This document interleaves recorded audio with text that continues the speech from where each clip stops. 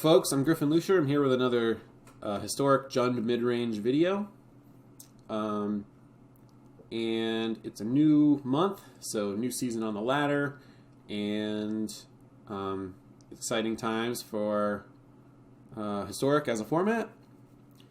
I'm just going to be running over some things today. The list is pretty similar to how it was the last video.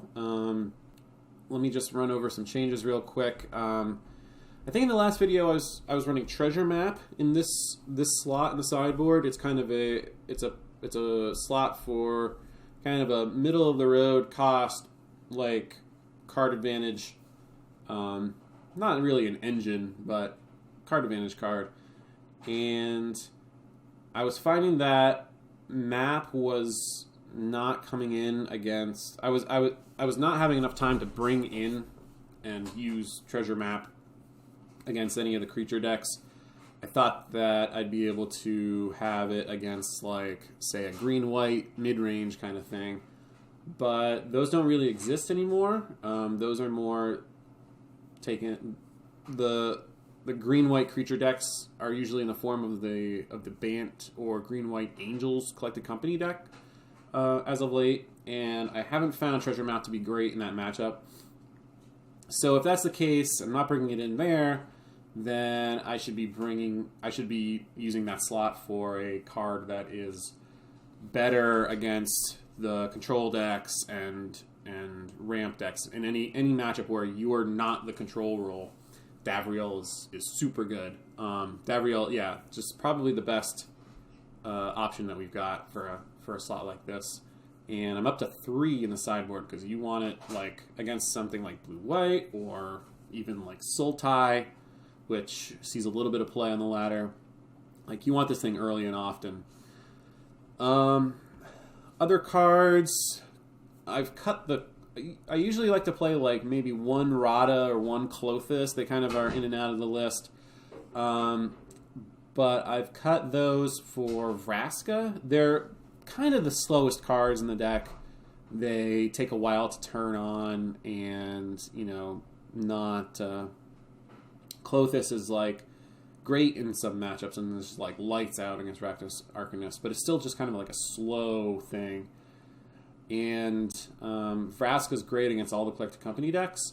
Comes down and can hit any of their creatures, basically, because all their creatures cost 3 or less. So it's pretty awesome there. It's another way to trigger a Chevill. And it can kind of sort of be a threat, kind of sort of be a card advantage engine if you want it to be. That said, it's also like happens to be good against stuff like Search for Escanta or Narset, which is always nice to have. So that's the list right now. Not a ton of changes since the last video. Still on 27 lands with plenty of mana sinks. A couple of Valkies, Inscription of Ruin for the top end. Cheap utility card early on, but gets better late. And then Chevill to try to take over games against aggro decks. So that's the list. Played some matches. It's so far, I feel like early in the month you run into like a lot of homebrews. It's a pretty well defined metagame at this point with like Jund Sacrifice, Blue-White Control, the Angels deck, the Arcanist deck, and Gruul all being like popular enough and pretty solid choices. And but having said that, like, it's still just like the ladder, and you can run into like all kinds of stuff. Not especially like bad decks, but just people's homebrews. So, kind of got to be ready for everything. So I played a lot in the last couple of days and recorded a lot of matches, and we'll see if we can put together a few of them that were quality enough to put on video here. Looking at our opener, we've got 2 creatures and a removal spell. Seems good enough. Locthwain if the game goes late. Island Go is interesting because it's probably not going to be mono blue. They didn't have anything on our turn either. Otherwise, like if they have they have just like Island Go, you can kind of expect them to have Spectral Sailor on end step, but they didn't even have that. And so it's like, well, it's probably not going to be mono blue. It's probably going to be like a blue-white control deck, which doesn't really affect anything because our play is going to be Canyon Slough on turn 1 anyway, given what our land was. So we drew the Thoughtseize and can't hit that Search for Esconta with it anymore, so that's going to be a problem.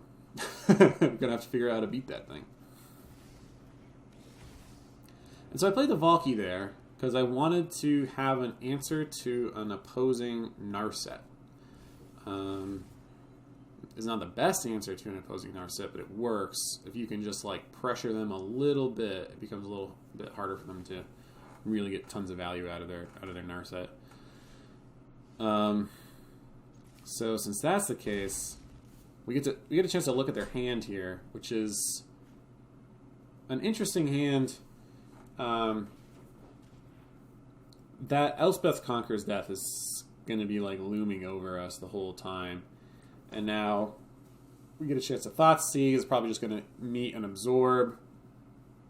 So my opponent tanked for a long time. I get to kind of cut up the video so you don't have to sit there like I did. And then we played the Ooze. I played the Ooze because my opponent probably isn't Wrathing next turn, and if they're going to spend 2 mana this turn and then 3 mana next turn to get rid of my 2 kind of wimpy little creatures here, then it's like, you know, not the worst deal in the world, considering that we get a chance to just like use some excess mana to try and slow down the Search for Esconta.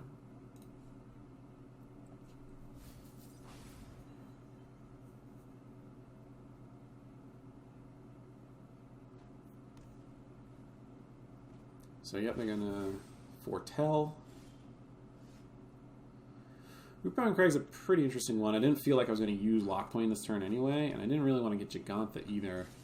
I think my opponent was at like 3, soon to be 4 cards in their graveyard, so it's just like, you know, ideally we will draw a Maelstrom Pulse or a Notvold pretty quickly, but we got to do something about this search while we have the opportunity. And nothing, it's not like any of our other plays are actually that good, right? I'm not going to play Serulf. I could get the Gigantha, but that's just like, doesn't seem like that's worth doing right now. I could have played Lockpoint and drawn a card for 5 life or whatever, but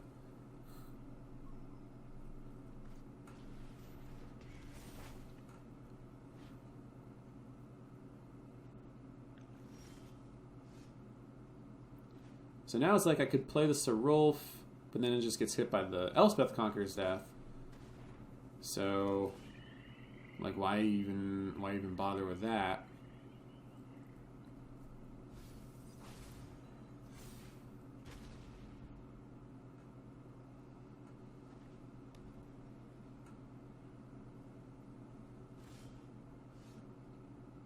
And okay, well, this is something.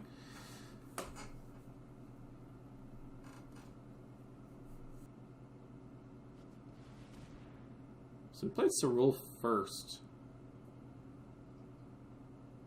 Trying to remember exactly why. I guess the thing about the Serulf was that I could have. So what would have happened there if they let that resolve and then didn't hit it with the Elspeth Conquers Death? Is that we could have exiled the Search for Esconta by the Birth of Meletus would resolve there. That would make Serulf a 1/1/1 counter, and then on our upkeep. So one trick with Serulf is that you should set a stop on your upkeep, because when Serulf's trigger goes on the stack, you can respond to it by destroying something else and adding more counters to it. So, like there, we could have, so you know, if Serulf was still in play, we could have killed the 0/4 wall, and then that would have been enough counters to get rid of the Search for Esconta, if, you know, everything went according to plan. So instead we got Teferi that we're facing down, and so we got this search on as a clock. We've also got this Teferi. Luckily, the opponent tapped low enough, and we've got this Ooze sitting around. Finally got some usage out of this eliminate. And we have just enough creatures in the graveyard to attack down the Teferi. And enough mana left over to eat some stuff with the ooze. And so the Search for Azcanta will trigger.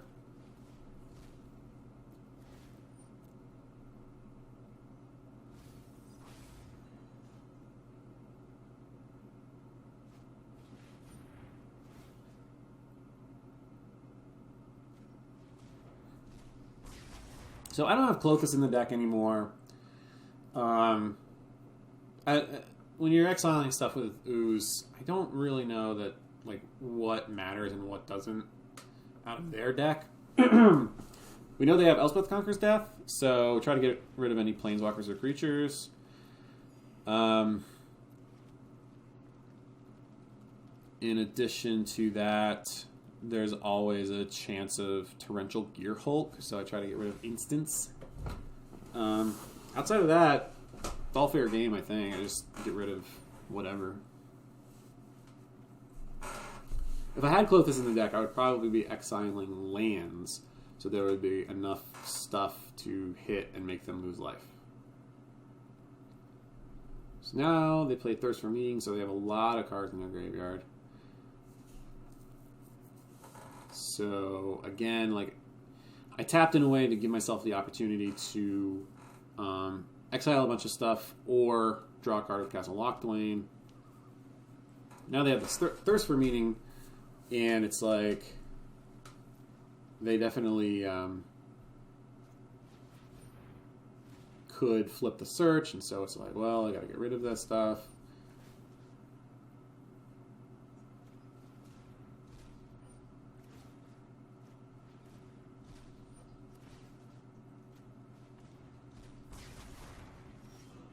Okay, so there's a Maelstrom Pulse. I love that.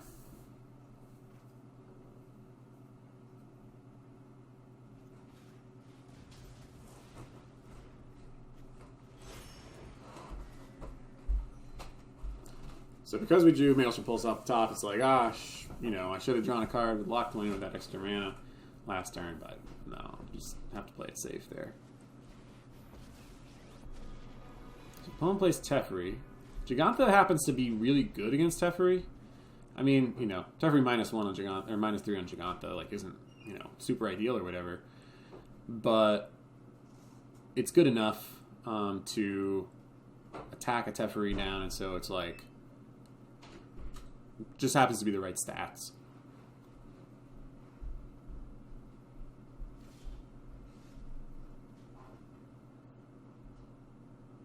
So not only did we draw the Pulse, we used the Pulse on the Search for Azcanta, and then drew the Not Vold that would have stopped the Search for Azcanta anyway. So it's just like, oh man, everything's going bad here. But okay, top deck another Pulse. Pretty thrilled about that. Again, I don't know. I mean, we had a lot of stuff going on there. We could have killed one of their lands, probably their Vantress, and then gotten in there with 4/4s for a while. I could have used Not Vold here. I didn't feel like it because I could get an activation of Castle Lochthwain if I didn't. So I'm just going to go ahead and cast the Gigantha. Meets and Absorb, perfectly fine. Depending on the deck that you're playing against, sometimes you should Castle Lochthwain on your turn, sometimes you shouldn't. Here I haven't made a land drop yet, and so if I hit a land, then I would have, you know, missed an opportunity to play it. If your opponent is playing Thoughtseize in their deck, though, you definitely want to wait until their end step to Castle Lochthwain in a situation like this. Okay. Yeah, so we drew Blood Crypt. Get to play it tapped, which is nice. Not quite enough mana. 1, 2, 3, 4, 5, 6, 7. 1, 2, 3. So another land gives us Not Vold plus Castle activations in the same turn. It's kind of cool. I'm not going to not play this Tibalt. So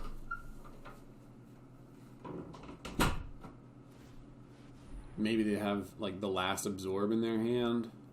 I don't think a lot of people play Dovin's Veto in the main.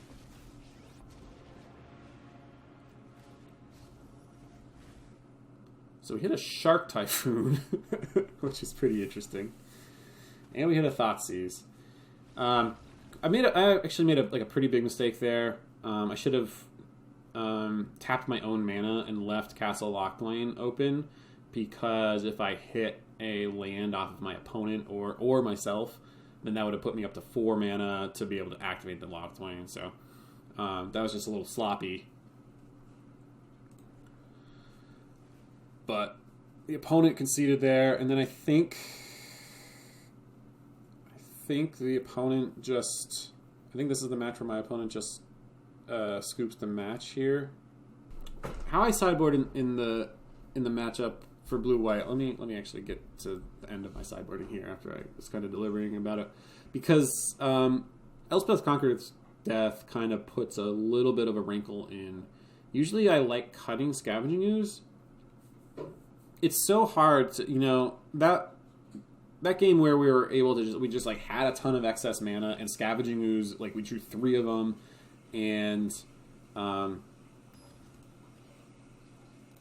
that's pretty rare. That doesn't really happen that often, where your Scavenging Ooze is able to actually shut down an opponent's Search for Riscanta.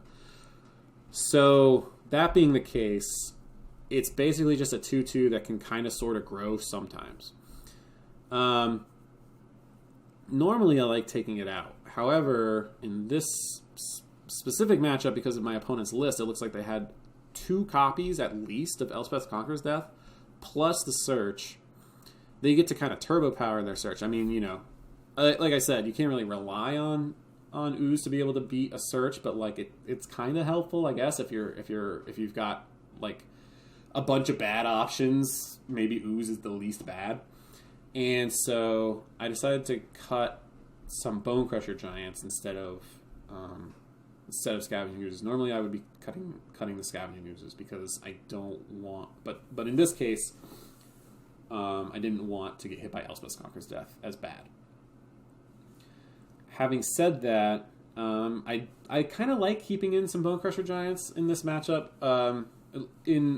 Against most blue-white control decks, Stomp can hit a Narset just fine and take a card out of their hand.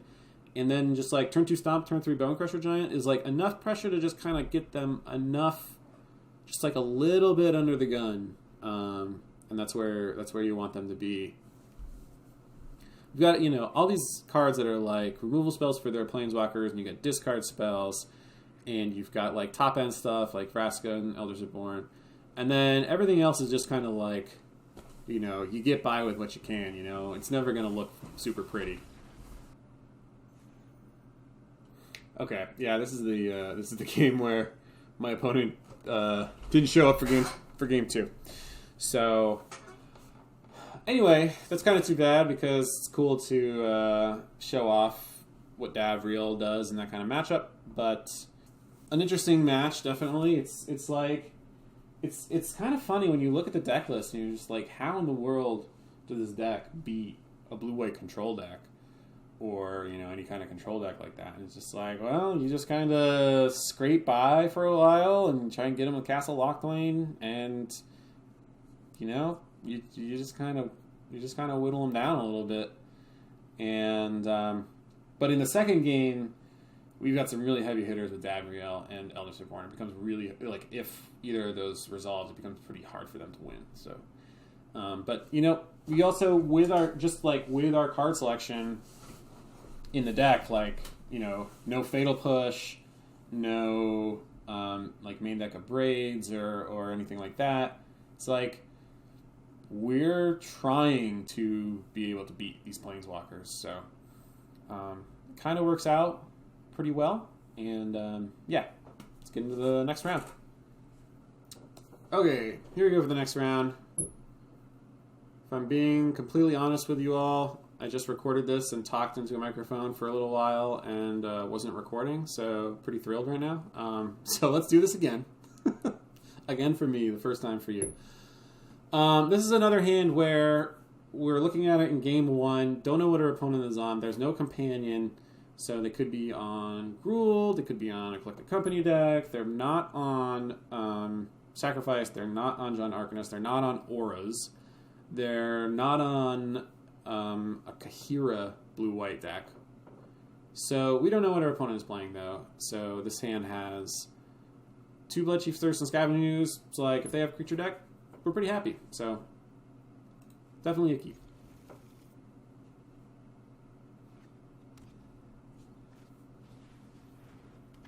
Looks a lot like Bant Angels. So it's a little bit of a decision here if we want to use Bloodchief's Thirst here or not. Could see arguments either way. The problem is that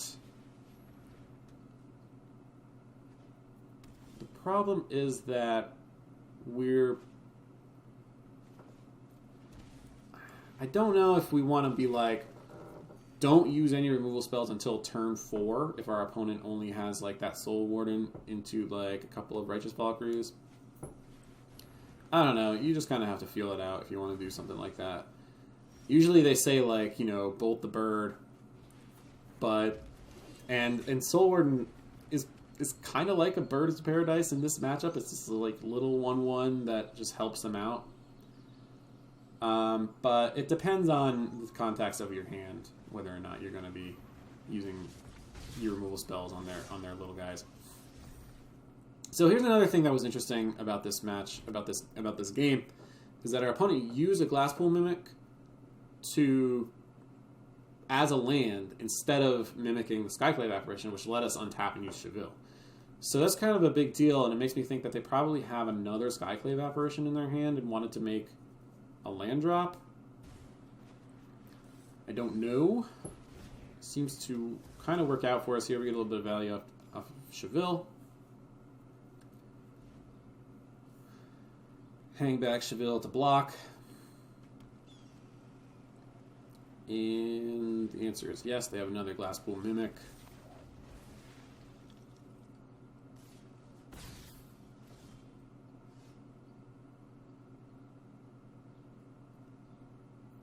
So we got some options here. Valky is like, well, how good are the odds that their last card is like exactly another creature? Probably not great. So I think the best way out of this game is 2 turns from now trying to cast Tibalt, Cosmic Imposter. It's tough because the thing about Valky as a card is just that like on turn like 4 or 5, the 2/1 Valky side is pretty bad, right? Like that is just kind of like not what you want to be doing for your mana in that turn, unless like you happen to know that they have like a Gargaroth or something in their hand, right? So when that's the case, it's just like, okay, well, my best way out here is just drawing the rest of the mana I need for Tibalt and casting Tibalt, because Tibalt comes down and just like takes over.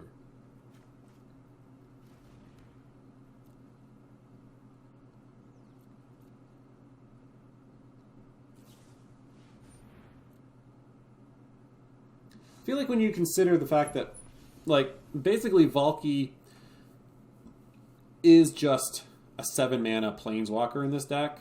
Just that's like your super top end, and then you also have this like kind of safety net if you draw it early. By the way, that's just kind of like a better way to think of the card when you're planning out your hands and your turns and stuff. Is it's like clearly I want to top deck Valky like on turn 12. I don't want to have it in my opening hand if it's a 7 mana Planeswalker, but if it is in my opening hand, I can kind of utilize it a little bit.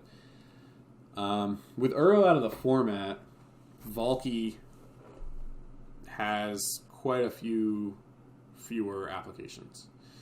Our opponent made, it looks like a little bit of a mistake here, where they played Bishop of Wings second main phase, but as it turns out, Righteous Valkyrie gets to give you life if you play a cleric as well as if you play an angel. So They could have gone beast mode there. They had played the bishop before and probably just win the game. Close to it, at least. But instead,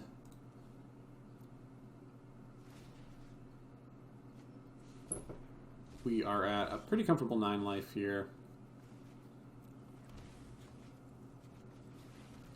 And we get to play this Tybalt just in time. Go ahead and nail that Valkyrie.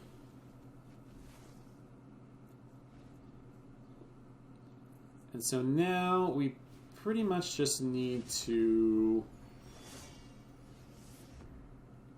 Like, Tybalt's gonna rule this game as long as we draw an answer to their next few threats. Then we should be fine. So luckily there we got the Apparition off of the opponent's deck. Splendid Angel's like a great top deck for them in this kind of situation. Something to do with all their mana.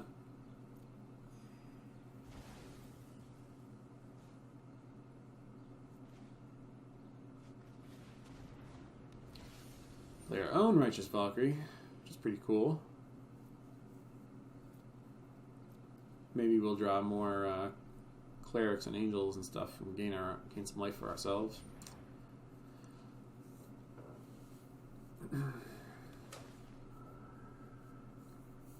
So, Skyclave Apparition says that the owner of the exiled permanent gets the token. And so, do a little, we got a reader here. Pretty important that we Bone Crusher Giant their Skyclave Apparition right now. Otherwise, the opponent will get a 3/3 token.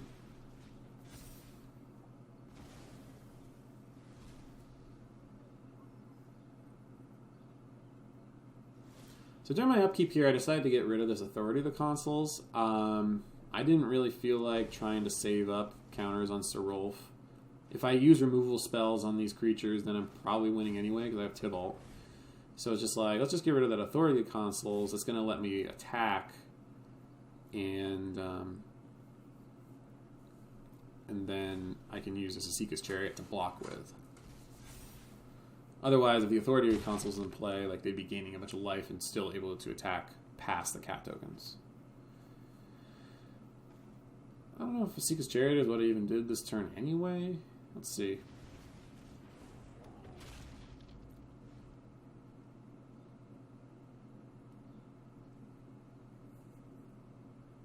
Nope, I didn't.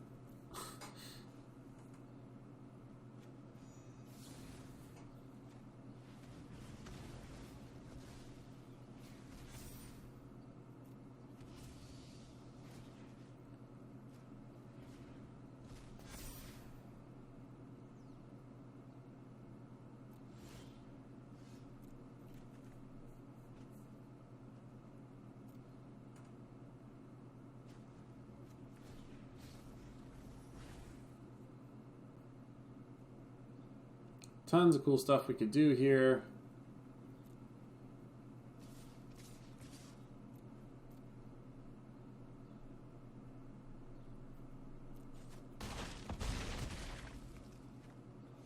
Just going to attack, play some creatures out.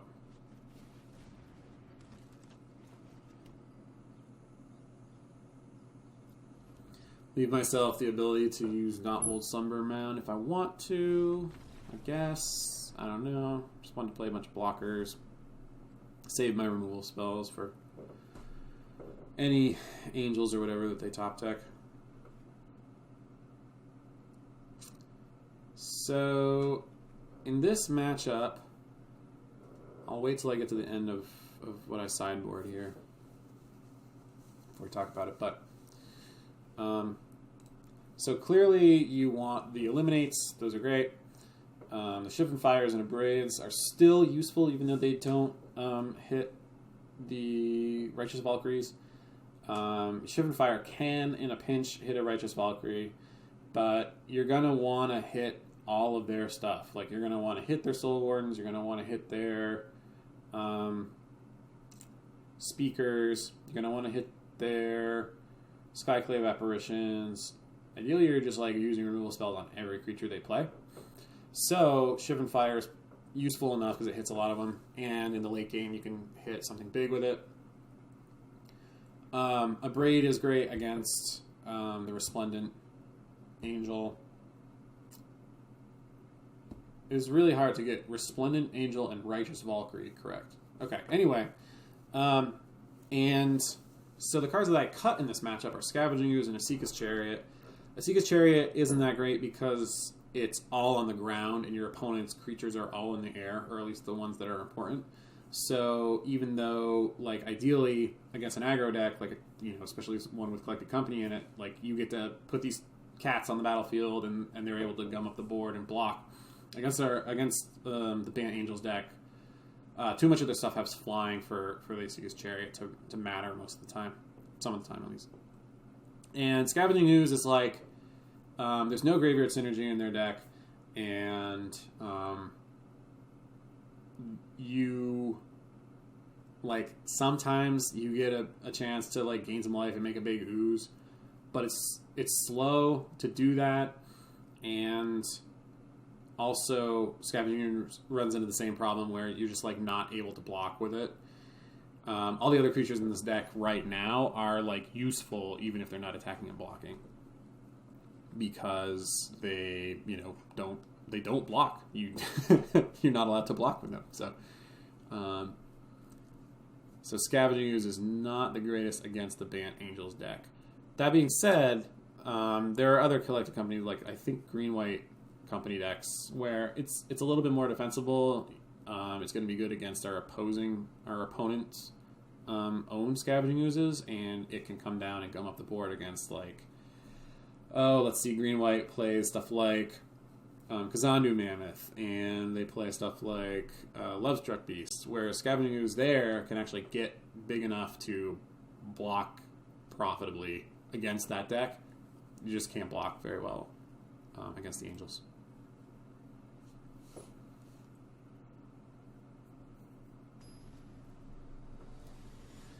The other thing is that I mentioned the first time I did this, before I forgot to hit record, is that I'm going to be on the draw this game, so I've got all 4 copies of Thoughtseize in.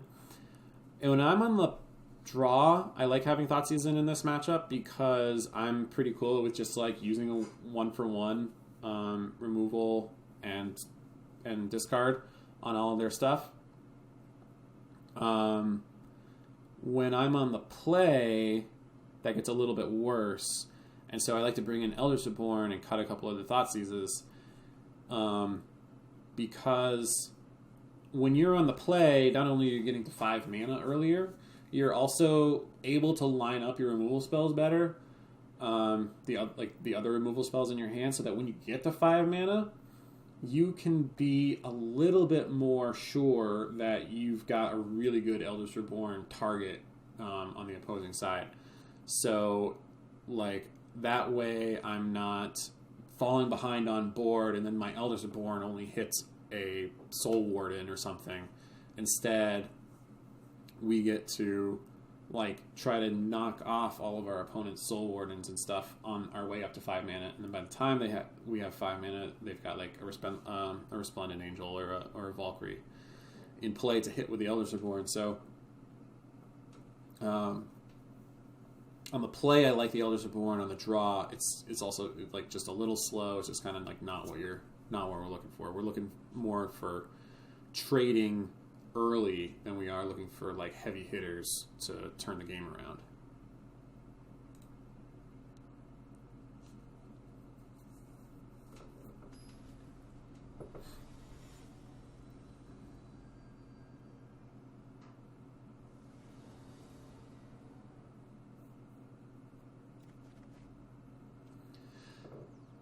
This is a hand that I would probably keep if I was on the play, but I don't think you can on the draw. Give them, like, 3 turns to do stuff before you do anything. I just don't think it's a very good recipe for success. Also, Vraska gets a lot worse when you're, like, way behind on tempo. This hand looks great. Nothing to complain about here. The one thing that is interesting about this hand is that like this is a hand that Giganta improves quite a bit. You like keeping a hand that's all removal and no threats is sometimes a little risky because like what are you getting towards by just okay, I'm just gonna use removal spell, and then like if they have like Collected Company or something, it's just like, what are you trying to gain out of this? But Giganta gives you your threat every time.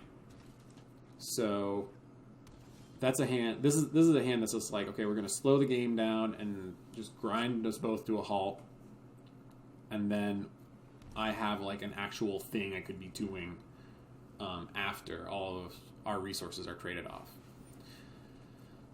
So here we drew the Bone Crusher Giant, and I was all pumped to Bone Crusher a Soul Warden, which is cool because sometimes, Bone Crusher Giant's super powerful, but you don't always get to line it up because with their stuff, because a lot of their stuff has high toughness.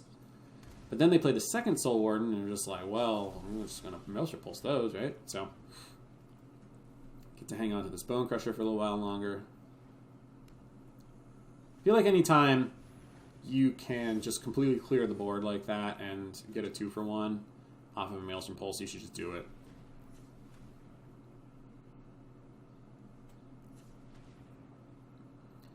So here's a game where I didn't want to try to go upstairs with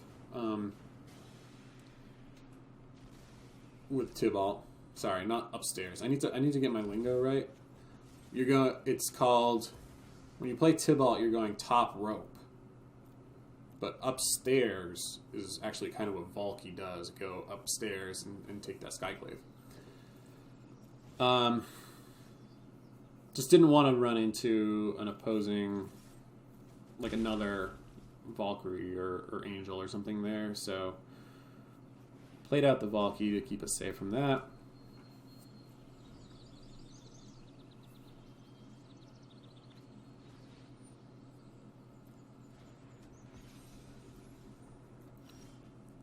Opponent with a good draw, but us with a good draw too.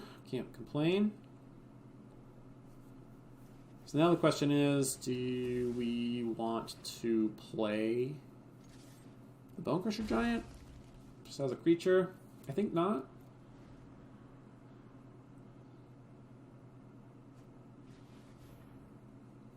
And immediately paid off for that decision. Now, I don't think there is any trick you can do here.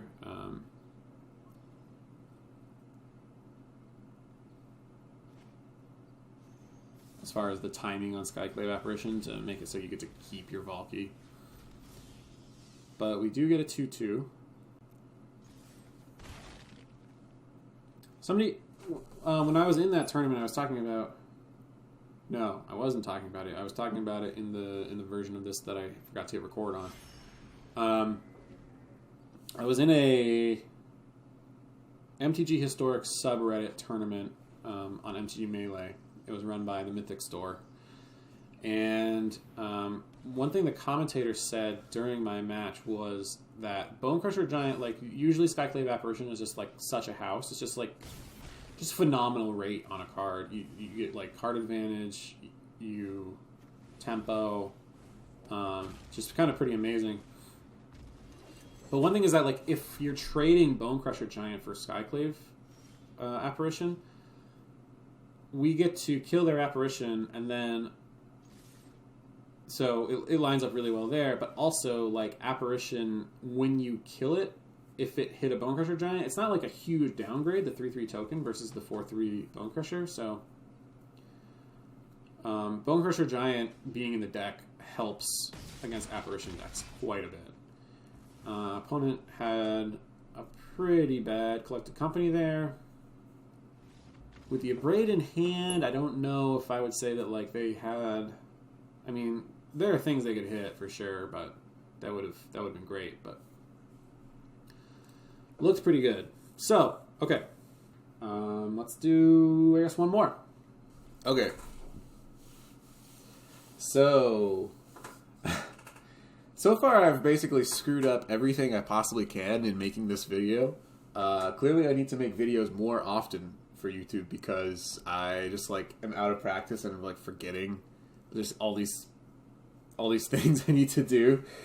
So I'm gonna go back and redo this one, this match. I should explain what's going on here. This person messaged me. I had was on the ladder and I was playing against this person, Shio Azami, and they messaged me on Discord and said, "Hey, I think I just played against you," and we talked about our match a little bit, and then we were talking in Discord chat, and I jumped back into the queue, and so did they, and we got paired again. So it was like, oh, well, okay, good luck. And but what was interesting is that they were playing. They beat me the first time, and they were playing this deck that was based on enigmatic incantation or something. The enchantment that lets you sacrifice your other enchantments to go tutor your deck for creatures and put them into play. And I've actually played against this deck a couple of times now. And so I had just played against it, and now I am playing against it again. And so kind of like I was saying in the previous match, like it's not necessarily about like having all the right cards for a certain matchup and like knowing every single thing. It's more about familiarizing yourself with the things that you're going to see in the format and figuring out what plays you need to make and like what things you need to thought seize, what kind of direction you want to take the game. And so having just played this opponent, and I got like thoroughly beaten in the first time we played. So now I'm playing against them again, and I have a better idea of like how to play against this deck, which I don't know. The deck is really cool. It's probably getting like a little bit more streamlined and seeing some play pick up. I actually played against Jeff Hoogland while he was streaming, and he was playing this, and it's just like, oh man, Yorion 4-color nonsense. I'm just gonna get wrecked because that's just like a really good or a really bad matchup. But I was able to take one. I was able to take it down against Hoogland after I sideboarded in like lots of good stuff, Davriel, stuff like that. So because I know what my opponent is on, it's pretty easy. Just be like, well, I guess the Drowned Catacombs gives us away, but really good hand by our opponent here. I guess I went with Omen, but I feel like you could make a case for any of those cards. Probably not the Deputy, but Binding is just so good. Our hand isn't great, but at least we've got a Bone Crusher Giant if we want it.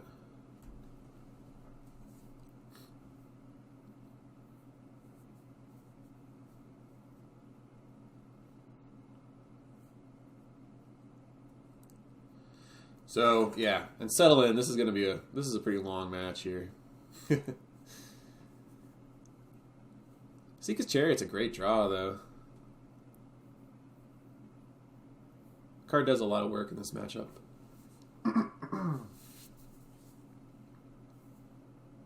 They have like between, look at their hand is like Binding of the Old God's Deputy and Trial of Ambition. It's like they have a ton of ways to like answer your stuff one for one, but this puts them in a position where it's like they need to do better than that. We put 3 permanents on the board at the same time. I guess the Deputy is going to be good against the tokens, but they still have to like use 2 removal spells to deal with our stuff here.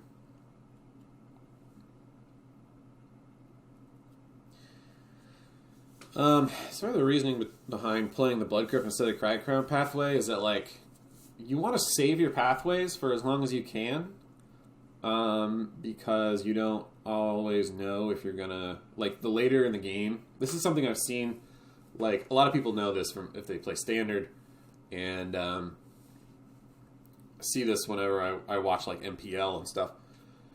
The longer the game goes, the more information you're going to have about what you want for mana out of your pathways, and so it's like the longer you can wait, the better.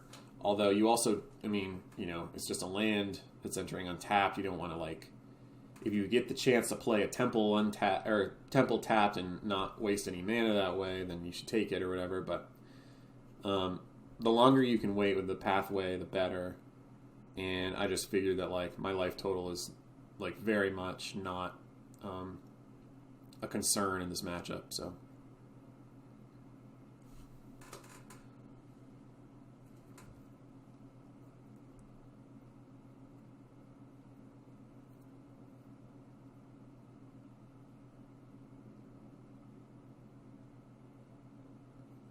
here comes the deputy, and we're going to take away the cat tokens, but they're under a lot of pressure here.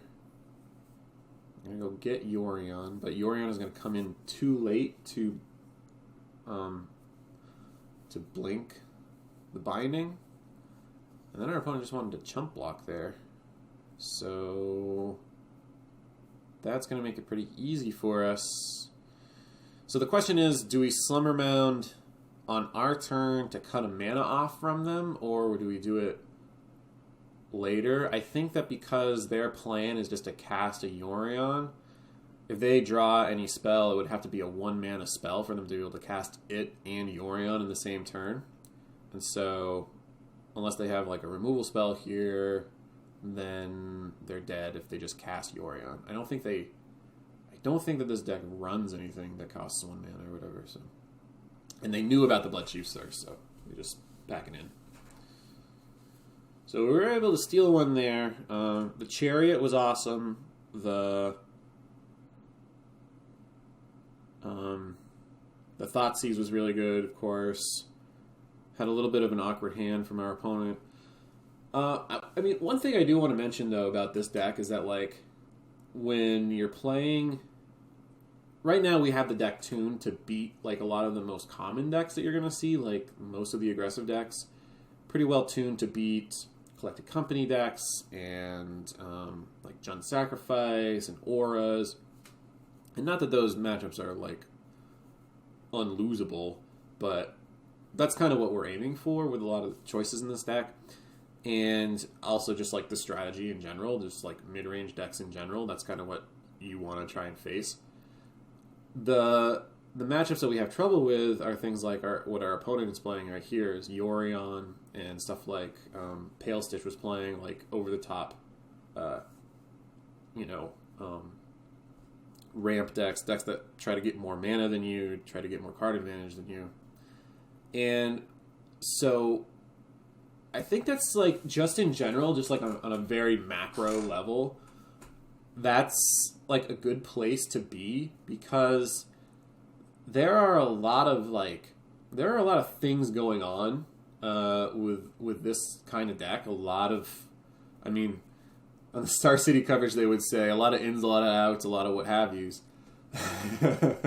And like, I think that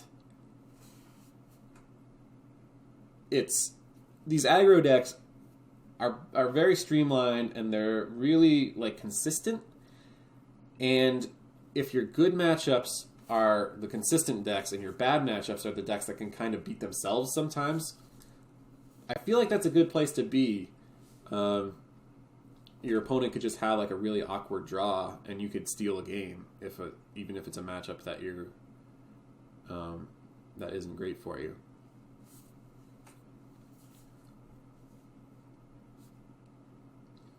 Four cards that are pretty hard to beat. I don't really know what to take. I took In Search of Greatness because I want to get this. I want to get the Davriel down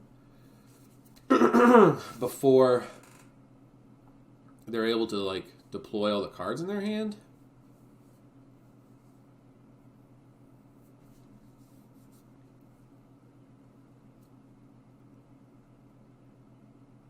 Still waiting on green mana here, but... Oh, okay. So I inscriptioned here, I guess. I'm sorry, this match I think I recorded like 2 days ago.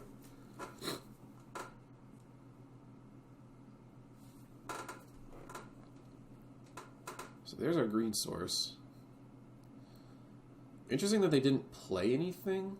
They didn't just play the enigmatic whatever it is.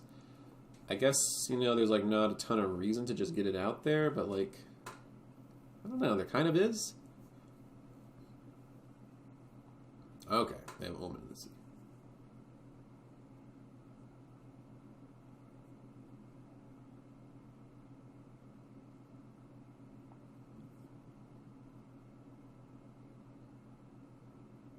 Anyway, yeah, I feel like that's a good place to be in Magic, where your good matchups are the decks that are consistent and rarely, you know, have non-functioning hands. And then your bad matchups are the decks that will, every once in a while, just kind of lose to themselves.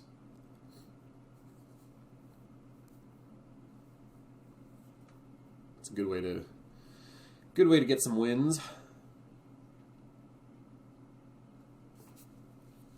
So our opponent's deck is pretty cool here. What they're going to do is play enigmatic, whatever it is, Incarnation, and then they're going to sacrifice one of these enchantments. If they sacrifice Omen of the Sea, they can get Renegade Rallier, which is a card from Kaladesh Remastered, and then bring back that same Omen.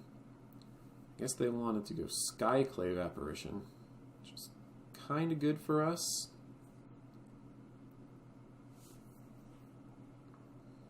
Not really. I mean, it would have been great to have Davriel still in play or whatever, but...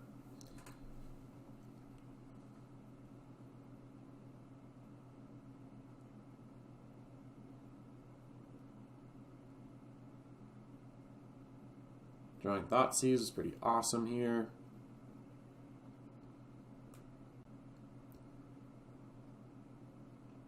Took the Deputy. In hindsight, I'm not sure about that because Enigmatic Incarnation with another one in play is going to turn into like a really good big creature. But I guess I must have figured that if Chevill was on the table, I'd be okay? I don't know.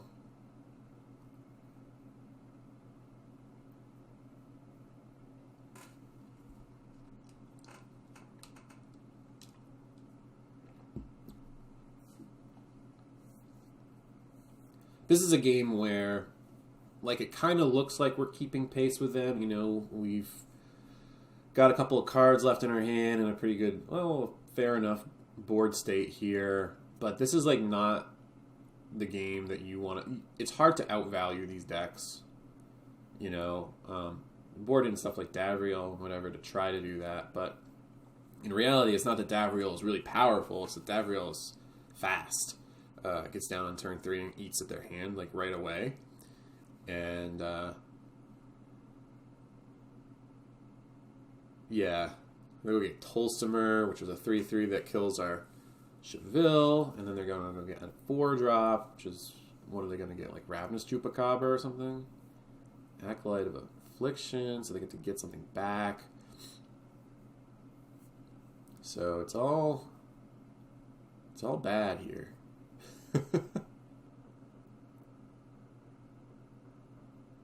So the plan here, of course, is get up to Tibalt.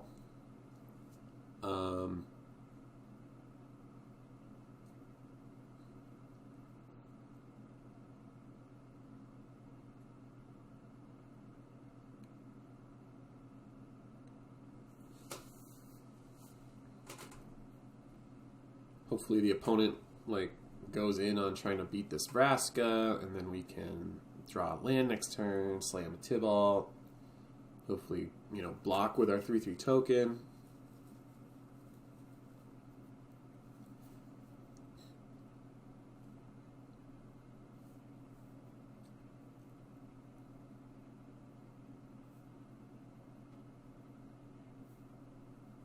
How good would what is it called? Baron Master Wizard or whatever? How good would that have been right there to go get with the enigmatic incantation. Bounce our token. That'd be awesome.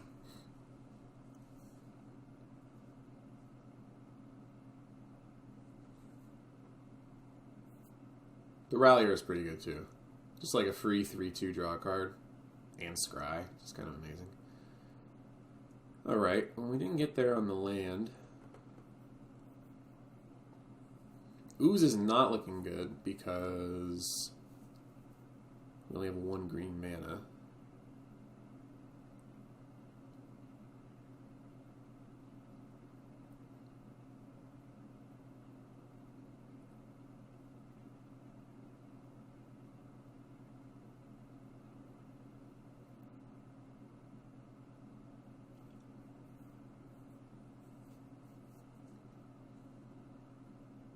Probably sequence this turn pretty poorly. Root Bound Craig's a good draw. I think what you're supposed to do there is play the Ooze, then use Castle, then use Vraska. So here's a Renegade Rallier. Or a Yorion is going to blink the Renegade Rallier. So the Yorion's pretty good.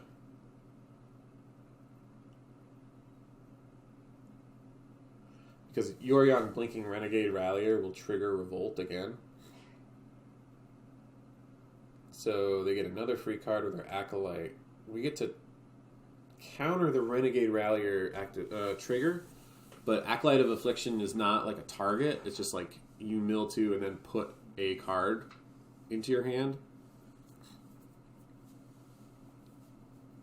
So we could only target the one thing from the Rallier. Which is, you know, that's fine. I think we're in an okay shape here. We have 7 mana and Tibalt. So there's stuff that we can be doing.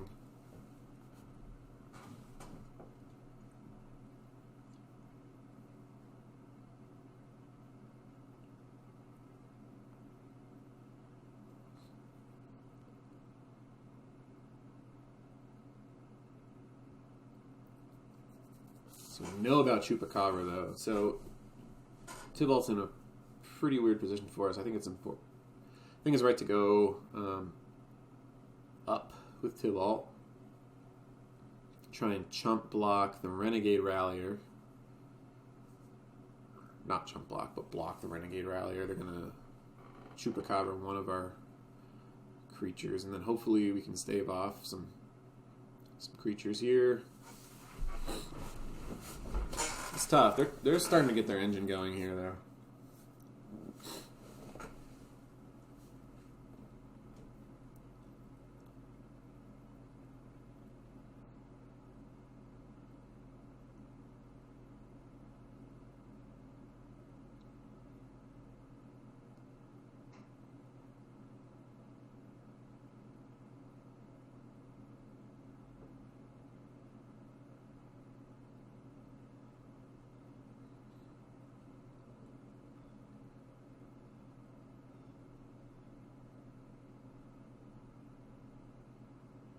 Thing about it is, like, every card in their deck is just, like, really good here. It's kind of... With the enigmatic in play, it's just, like, every enchantment is super powerful.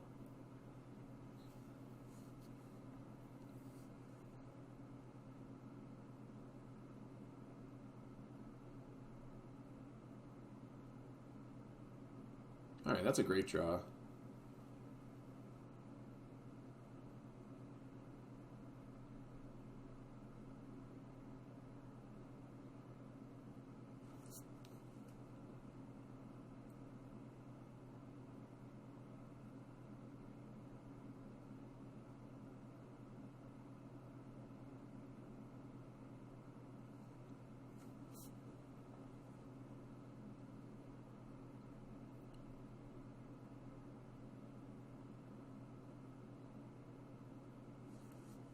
Alright, so we should be able to make Tibalt live another turn here.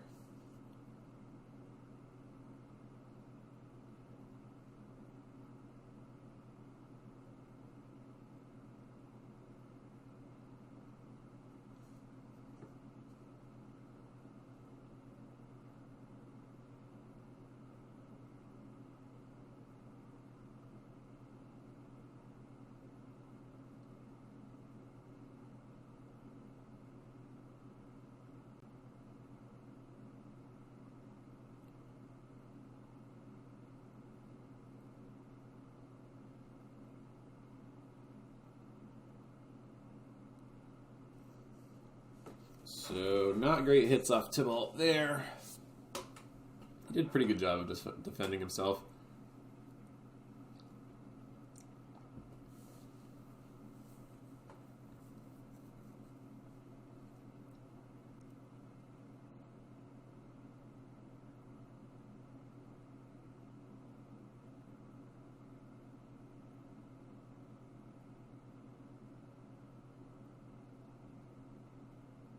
So I think that's a mistake. Actually, I should have played the Overgrown Tomb. I want to empty my own hand out. So that Castle Lockwing gets a little bit better. Can use that breeding pool anytime.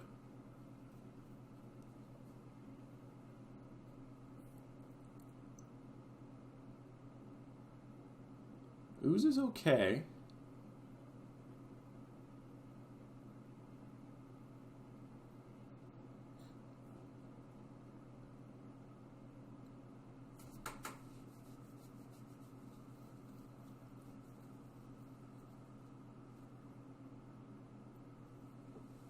So now we got a situation where we can make a troll if we want to.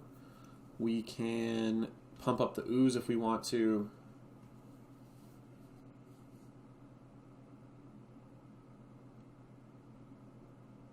Solid enough top deck from the opponent there. So now they get to... Actually, it's a really good top deck because they get to kill our ooze and then go get Scarab God. I saw that card the first time I played against this opponent. The Scarab God isn't that scary when you have Scavenging Ooze in play. So Binding of the Old Gods into Scarab God was like the perfect thing.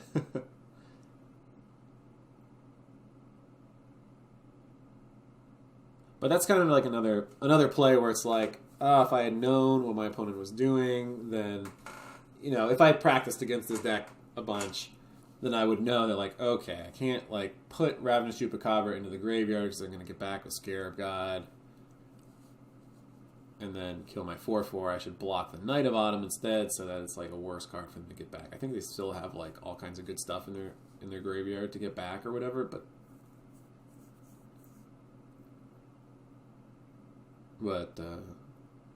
definitely the wrong block. So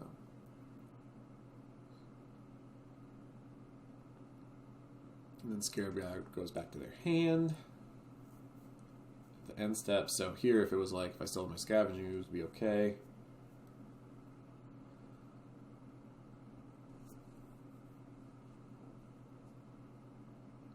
Scarab God is a pretty good card.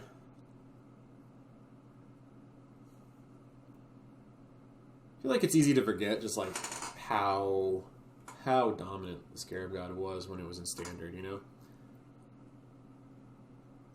Figuring out how to block here, I guess.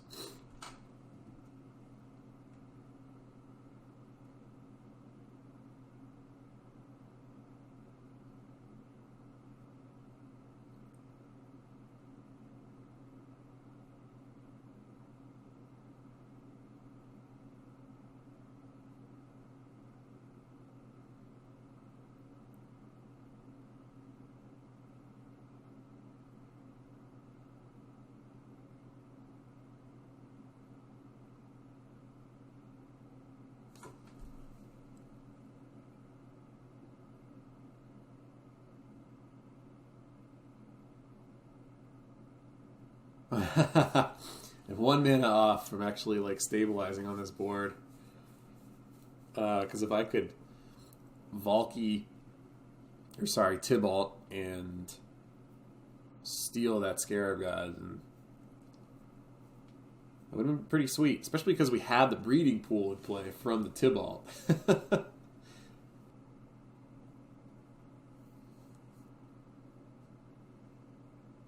Okay, so going in for game 3, we have to be on the play, which is pretty nice. It's going to make our Davriels a little bit better.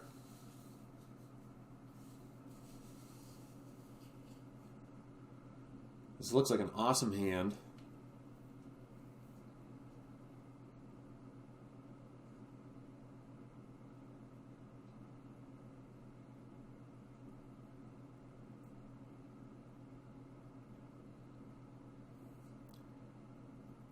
So there's a cage. And so what's nice is that we drew the cage, and now it's like, okay, well, I don't have to worry about enigmatic incarnation anymore. I can take whatever I want.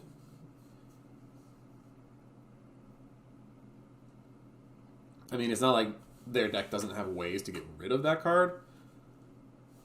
But looking at this hand, it'd be like, I don't know. I know that the whole deck is like an enigmatic incarnation engine deck. And it does a lot of work over the course of a game. It's nice to Thoughtseize or whatever, but now it's just like, I guess I don't have to anymore. So we took the champion. I figured that that was the best way for them to get Davriel off the table.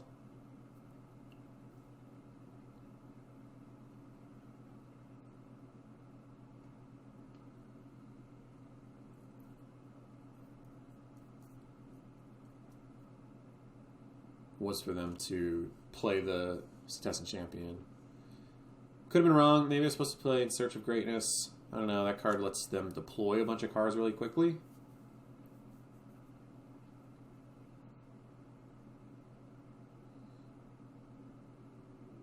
So here's Omen of the Sea.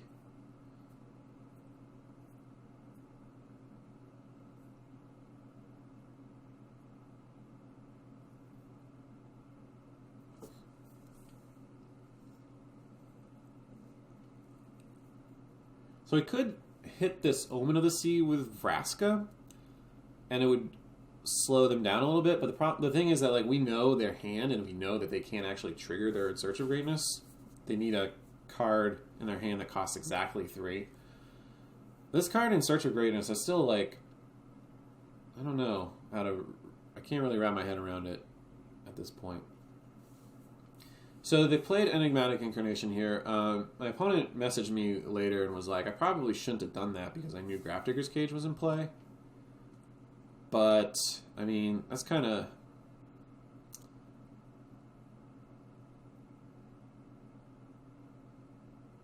Yeah, that's probably right, but it's also just not the easiest thing to do, you know? Like, put it into play and then, like, if you draw a Deputy or a Binding, then all of a sudden you're like off to the races. You got your engine going.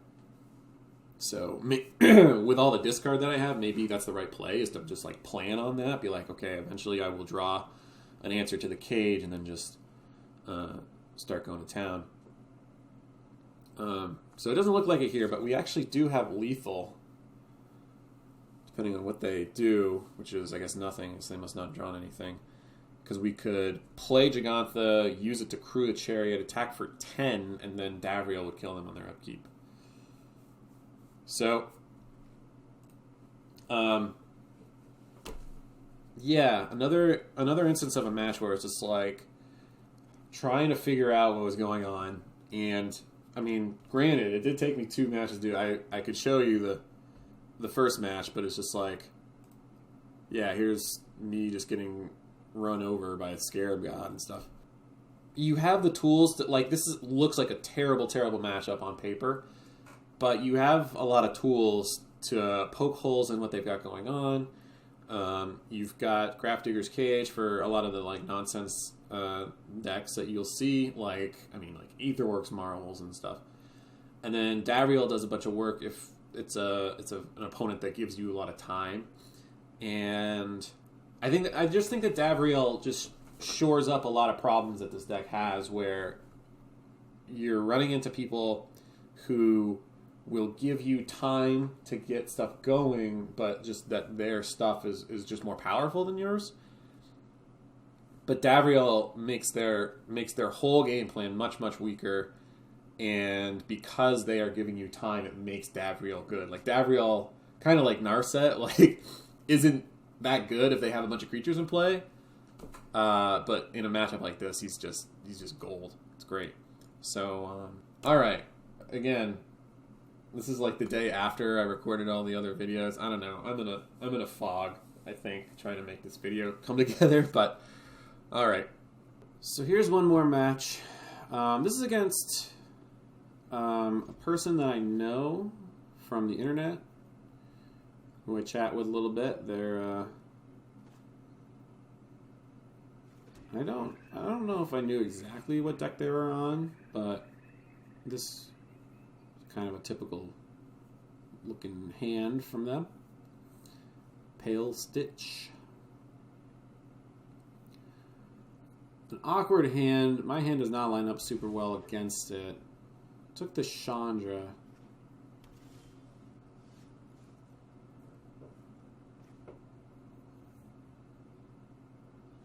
And now it's like, do I just play a 2-2 or a 2-1 here? You know, Goblin Piker mode. Think so. Kind of want to get some stuff on the battlefield, and then it's like, oh, well, they have their own Valky, so it's perfect. And get to out Goblin Piker there, Goblin Piker.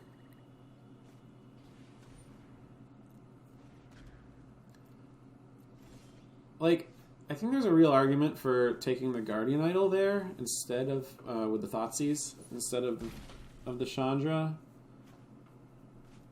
I don't know. It's really tough to tell. Like, you know, how sure are we that we know what our opponent is doing? Like, this is kind of one of the things.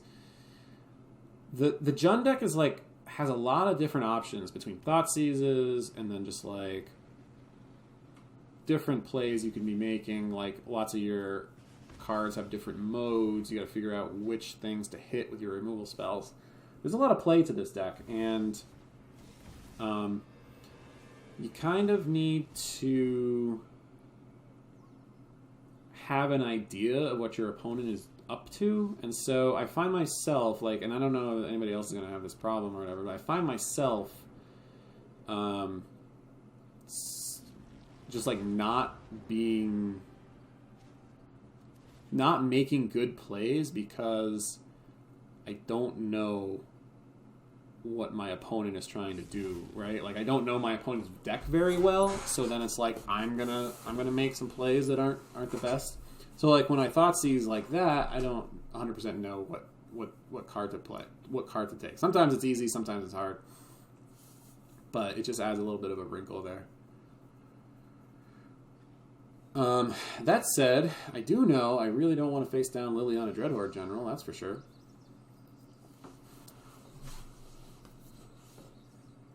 If I can help it.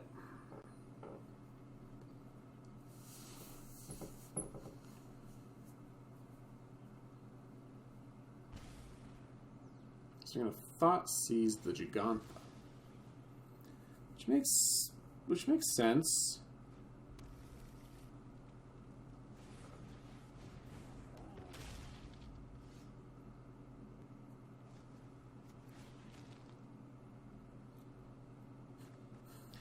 The old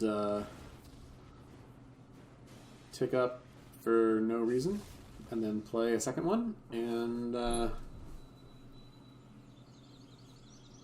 yeah, wanted to hit that Guardian Idol because if they had a land there, then we would have been facing down Dreadhorde General and been really rough shape. Inscription is awesome, super good draw here.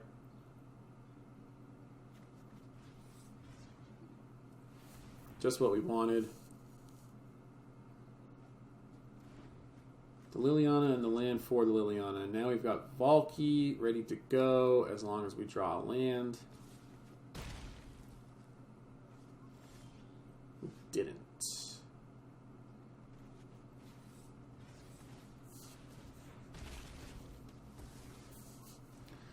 So the Bloodchief's Thirst, or the Bloodchief's Thirst hits the Bloodchief's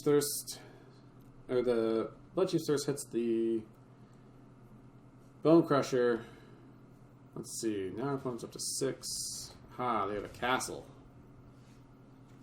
Alright. So we got Chevill.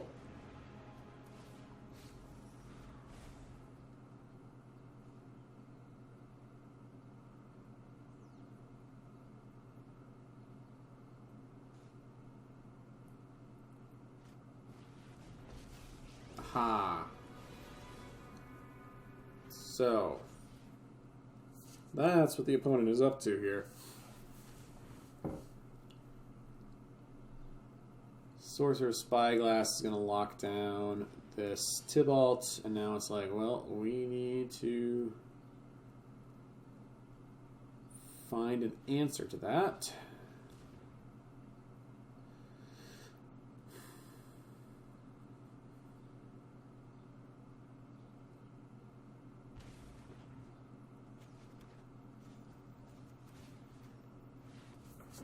Again, I'm not really 100% sure about any of those plays.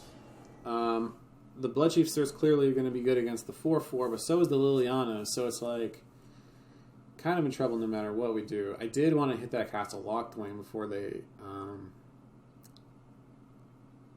it became a problem.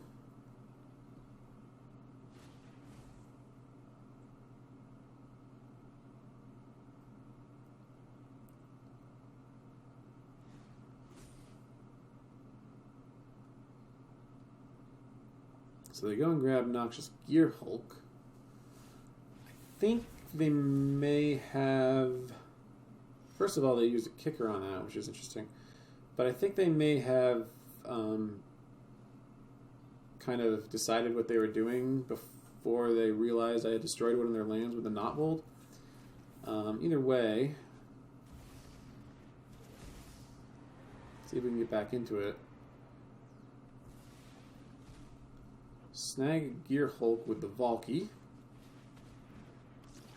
since we can't do much else with it right now.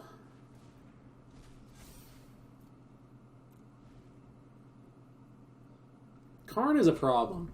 Karn is really good against this deck, and there's not a ton of Karn decks around, but Karn is the kind of card that's just like, it's going to cost us some amount of resources to get rid of, and like they're going to find, they're not just drawing a card with it, they're going to find something that's really good most of the time. Now, what's nice is that there's no, Worm Coil engine or anything in the format at the moment, but there's still just like enough good stuff where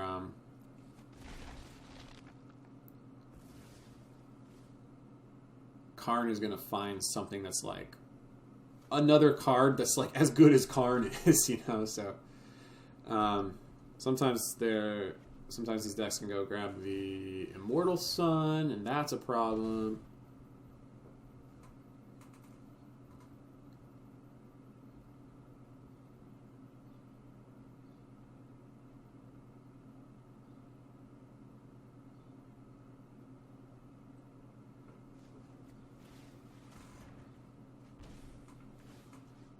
I think when I was playing against the blue-white control deck, I mentioned something along the lines of like, against blue-white control, you're free to go ahead and use your Castle Locthwain on your own turn. But against a matchup like this, especially because I knew they had Thoughtseize, even though there's a chance we could draw something that I could cast with my leftover mana with the Locthwain, I just didn't think it was worth, like, okay, Locthwain into, some 4-drop or something that I couldn't cast, or some removal spell that I didn't have any targets for, and then it's like, okay, now there's something that they can Thoughtseize away from me. So, that worked out. Really tight one, though. Just by the skin of our teeth. I mean, I think if that Gear Hulk lands and does anything, then we're in a lot of trouble. And another thing, like I said about, I don't know what to Thoughtseize because I don't know what their deck is like. I also don't know what to sideboard because I don't know what their deck is like. I wonder if I was even so confused that did I not bring in a Braid? No, I got the Braid in there. Okay, we're good. So, you get a little bit of value off of playing a rogue deck. His hand looks pretty good, though. But the other thing is, like, the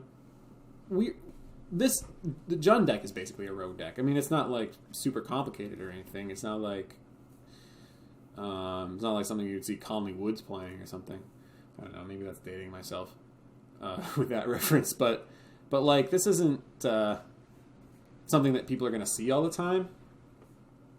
So this is a hand. This is a good hand. 4 Planeswalkers. So, I don't know what to take. I think, in hindsight, after having played this match, I think maybe I was supposed to take the Karn. The thing is that they're going to play Davriel next turn, and so I'm going to use my 3rd turn to use the Bone Crusher Giant on it. if maybe I should have taken a Davriel so they didn't have to take a turn off this turn, and then I have like time on turn 3 to use Inscription. I don't know.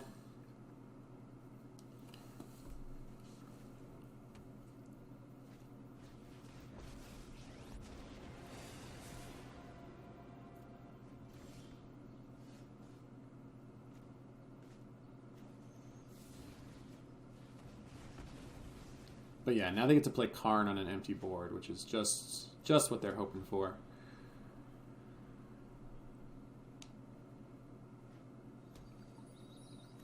So they get to just go get the biggest, baddest value artifact that they can, which is usually Sky Sovereign when I have Bonecrusher Giant just kind of hanging out like this.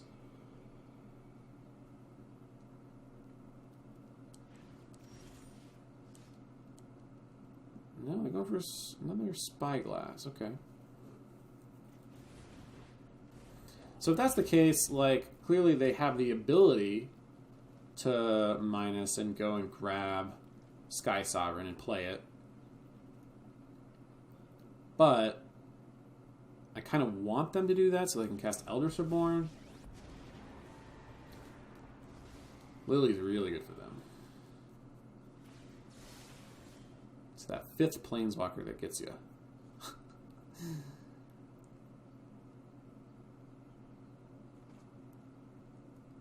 So now our options are Eldritch Reborn or Inscription of Ruin. I think it's Eldritch Reborn.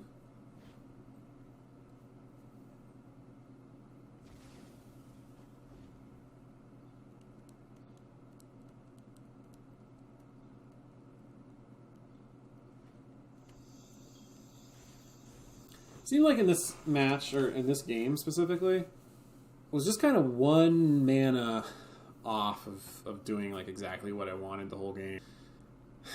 I think things would have gone quite a bit better. This is not a matchup that we're like going to be very good against though ever. All these Planeswalkers are just getting way too much value off of us.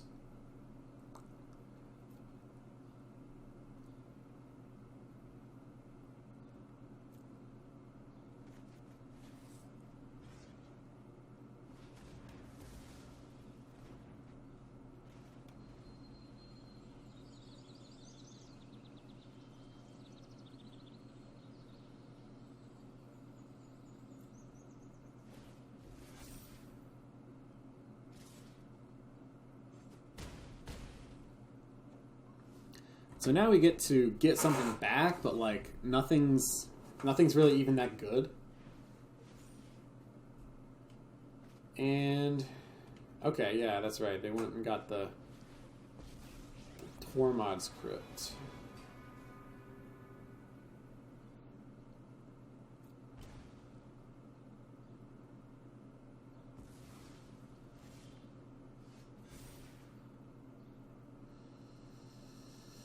So, no matter what we hit here, they're just going to Tormod's Crypt the graveyard.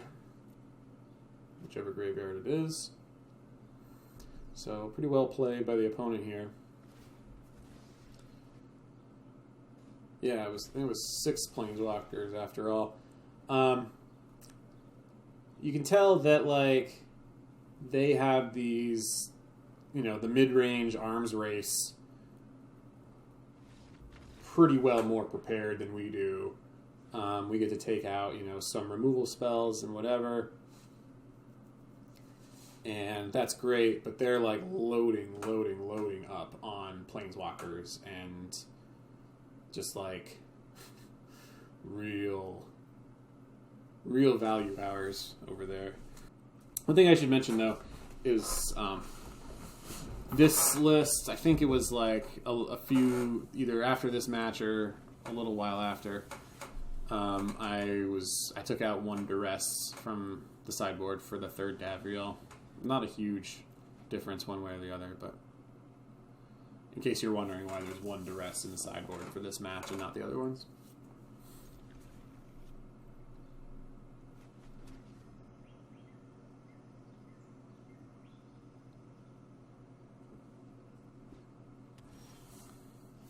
So this hand, it's fine.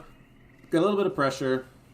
Some card advantage spells, removal spells. Can't ask for too much more. Opponent's hand is all mana and Karns.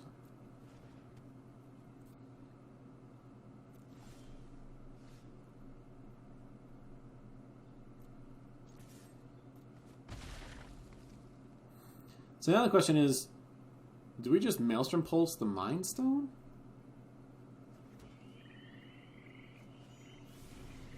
No, I guess I went with Bone Crusher Giant. Okay.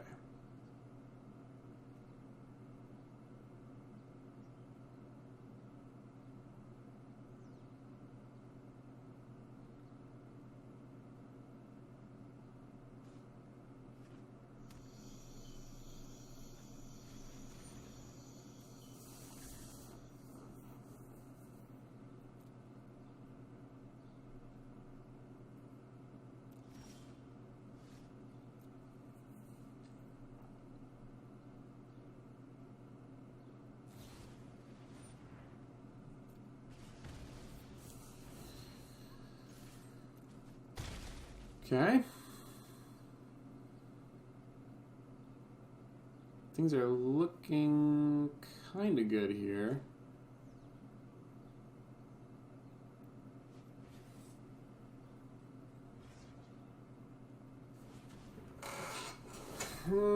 I guess if I had to do this over, I might have made a different play there. I might have gone for Maelstrom Pulse on the Guardian Idol. Kind of make it so they can only play one thing this turn.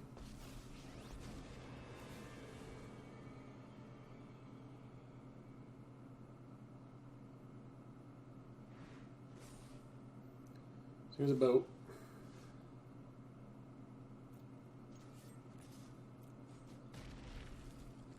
So now it's like, what do we do? Kind of want to save this pulse for the Sky Sovereign, but I also don't want to waste my mana this turn.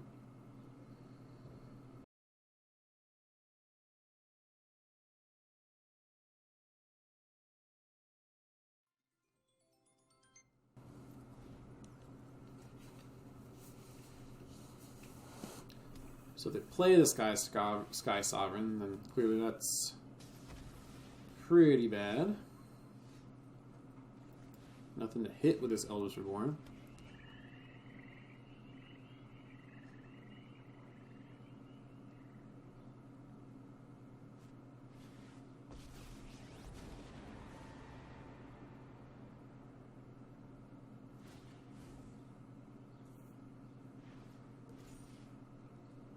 They're going to Karn into the Noxious Gearhulk.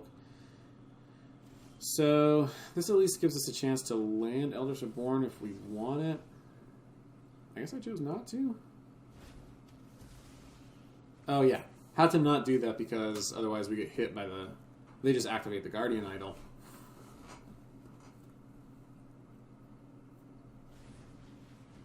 Okay. So this turn...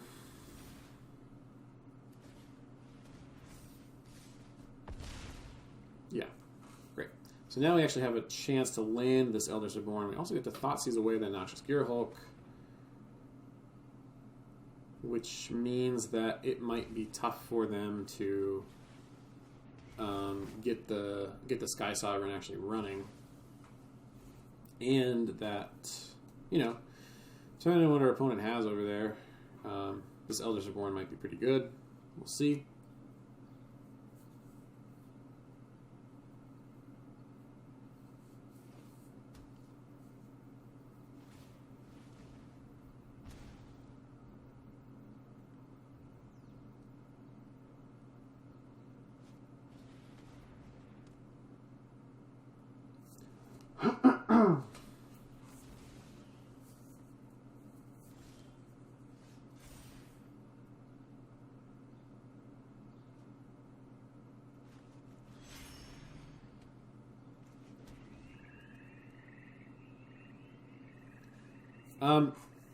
figure we play the Gigantha there. If we don't, then it just gives our opponent way too much mana. Like, clearly, I know we're running it right into that Blood Chief's Thirst or whatever, but, like, can't just let our opponent have access to all of this mana and just do nothing with our turn, so. And, so, what are we getting back with Elders Reborn? Well, there's nothing to hit with the Noxious Gearhulk. We could get back Gigantha, because it's a 5/5. Maybe they have a creature in their hand with Valkyrie or whatever. But it's just like, you know what? Let's just get Karn for the passive, and that makes Guardian Idol and Sky Sovereign can't be activated anymore as long as this is on the table. So we have a sneaky little play here where we can get rid of this Guardian Idol, turning it into a 2/2. It's something. Our opponent has 2 cards in hand, Castle Locthwain going, so like it's hard for us to really expect this Karn to survive for, we need it to survive for like 3 more turns.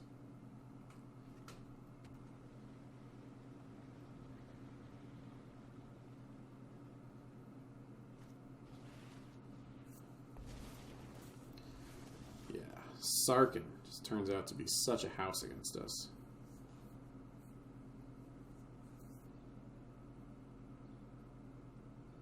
Can't go get my Asika's Chariot, unfortunately.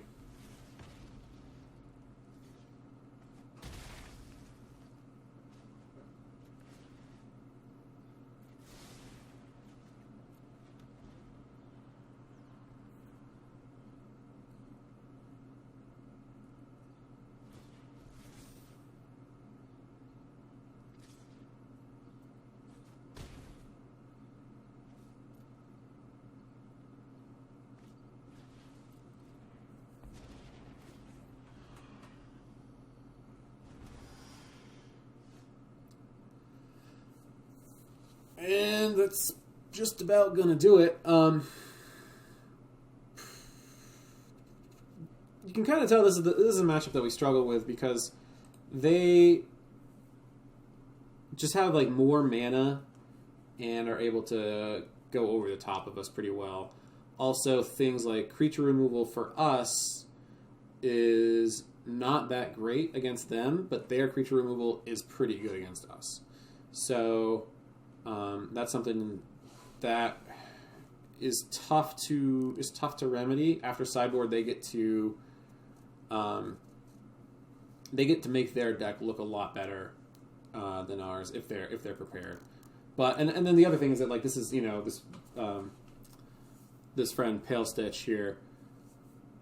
This is kind of their brew, and it's not like you can expect to face red black Karn mid range on the ladder or whatever. But there are plenty of decks out there that are just like, this is a mid range deck that goes over the top of the other mid range decks, right? So it's not uncommon to face similar strategies. So again, it's like a wide open format. Maybe more decks like our opponents here will kind of crop up, and we'll need to like adjust that in the sideboard. I do think it's a really cool deck. Has a lot of game kind of, Karn lets you do like a lot of really cool things, and honestly, it's pretty close to it. I think it's worth, if it wasn't for how much I like my sideboard, I think it would be worth playing Karn in a deck like this. But the deck, this is the kind of deck that also gains like a ton of value from having a good sideboard. So, yeah. So that is that. That's been 4 rounds. So let's wrap it up. Hey folks, all right. So we're gonna wrap up here real quick. This is pretty close to the same deck that I had in the last video. Not a ton of changes to be made. I still like where we're at with most of these numbers. And one thing I will note is that I do like Davriel quite a bit. Davriel has been super useful, and I'm really glad that it's back in the deck. Seems like it's pretty solid in the format out of the sideboard right now. Eliminate has been really good, mostly because of Righteous Valkyries. That being said, if you run into... I like Abrade more against some other stuff like Jund Sacrifice, and I like Abrade against Goblins because it can hit Krenko, and against Jund Sacrifice, Abrade can hit a Witch's Oven. So there are definitely uses for Abrade too. Right now, I think I like Eliminate just a little bit better. If you like Abrade better, then go for it. Not really going to lose sleep one way or the other. As a main deck card, I do like Eliminate a little bit more. One thing I see some folks asking about on Reddit is Chevill Fire, and is, maybe Fatal Push is better. I think that I like Chevill Fire better still, although one card that's pretty interesting, or I guess there are a couple cards that are pretty interesting, are Youthful Valkyrie and Bishop of Wings that can get hit by a Fatal Push and not by a Chevill Fire. That being said, Chevill Fire is like more useful late game than Fatal Push is, because we don't have any ways to turn on Revolt reliably.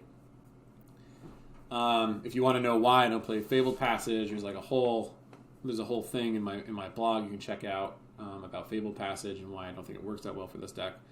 Another thing people are asking about a lot is whether or not we should be cutting lands. So about the land count, we play 27 lands in this deck, and that seems like it's a lot. And if you're finding that you're getting mana flooded a lot, like I am, I get mana flooded all the time. If you're finding that's becoming a problem, I think that maybe a better solution than cutting land would be to add maybe an extra Slumber Mound or an extra Lockthwain. So one thing that's interesting about a 3-color deck is that you're it's this catch-22 trying to build your mana base, because not only do you have fewer sources of each color than you could if you wanted in a 2-color deck, right? You could just play 24 lands that all add black or green if you were playing a black and green deck. So not only are you not able to do that because you have a 3rd color, you also have more opportunities to have a non-functioning hand, because ideally your hand is going to have not just black mana, not just green mana, but also red mana, whereas a 2-color deck, you only need to hit that twice, right? And so, yes, you are 95% of the time going to have a red source in your hand, 95% of the time you're going to have a green source in your hand, 95% of the time you're going to have a black source in your hand. But the odds of all 3 of those happening are a lot less than the odds of just 2 of those happening if you were a 2-color deck. So in a 3-color deck, I think it's pretty important to play a high land count, just so that we can make sure that we have all of our sources. So if that's the case, cutting lands is going to make a lot of our hands get worse. Not just because we're going to have more hands that are 2 or 1 landers that are sketchy keeps, but also because whatever land you're cutting is a land that could, be the red source that you needed to make your hand have a red source in your opening hand, or whatever land it is that you take out. So I don't love trying to cut a land in this deck. We have 15 green sources, 15 red sources, and something along the lines of 18 or 19 black sources. Our black mana is fine. We want our black mana early, and the black mana is the swamp type lands are able to turn on the Castle Lockthwain, so we want a lot of black mana so we can have Castle Lockthwain going. But we also just need at least 1 red and green in the deck. So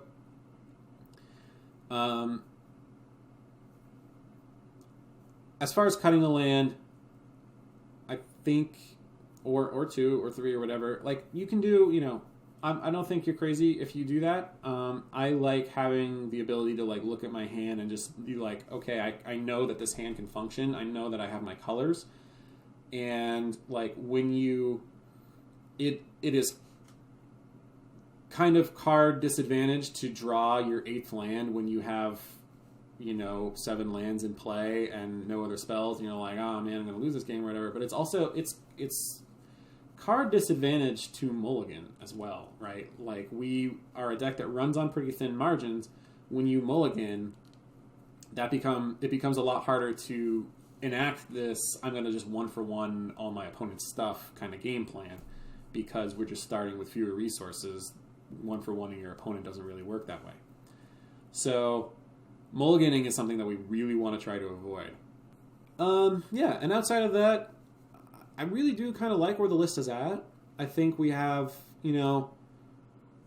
Historic is kind of in a weird place right now where there's a lot of brews. There's a lot of brews going on, and it can be hard to be like, okay, well we've worked very hard to curate this list to make sure it's very good against Gruul and against Jund Sacrifice and against the Valkyrie decks and the blue-white control decks. We've got our 4 main decks, and I like the matchup against all of them, and I'm very happy. And then you run into a bunch of decks on the ladder that are homebrews, and it's like, I don't know what to do against these. So this is we have game against everything, but it's hard exactly to know what to do. And I think that in that last match I showed, I probably made some plays that were pretty bad, in hindsight. But if the format kind of more shakes out to where there are only a handful of decks that you're expecting to see again, kind of like there was, back in the Euro days, where it was just you can pretty well expect to be Sultai, Jund Sacrifice, Rakdos Arcanist, and kind of that's it. If we get back more into those days, then something like this, where you can really just kind of tweak and tune it specifically for what you're expecting, and then actually hit what you're expecting on the ladder, then this deck looks a lot better. So thank you all very much for watching. If you're interested in the deck and want to talk to me, you can find me on Twitter. You can find me on my. You can read my blog. It's jundlife.blogspot.com. You can follow me on Twitch, twitch.tv/GriffinLucier. And again, thank you for watching. I'll see you in the next one.